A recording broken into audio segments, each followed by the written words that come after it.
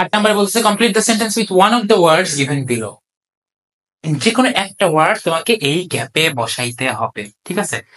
You may accept the gift dash you may refuse it. দেখো, may মানে পারা, can মানে কি পারা, বাট মে মানে কি সম্ভাবনা। দেখো, মে মানে পারা, ক্যান মানে সরি পারা। তবে মেয়ের মধ্যে একটা ব্যাপার আছে, সেটা হলো এটা সম্ভাবনা হতে পারে। যেমন আমি বললাম যে আজ বৃষ্টি হতে পারে, মানে কিন্তু এটা না যে আমি ফুটবল খেলতে পারি। ফুটবল খেলতে পারি এটা সক্ষমতা, পারা সক্ষমতা আর একটা সম্ভাবনা। এখানে you may accept the gift দ্বারা বোঝাচ্ছে তুমি নিলেও নিতে পারো, ঠিক আছে? এটা একটা অপশন, তুমি নিতেও পারো নাও নিতে পারো। তুমি নিতেও নিতে পারো dash you may refuse it, অর্থাৎ এটা কিন্তু একটা কমপ্লেক্স সেন্টেন্স, এই মাঝে একটা কনজাংশন বসবে, ঠিক আছে?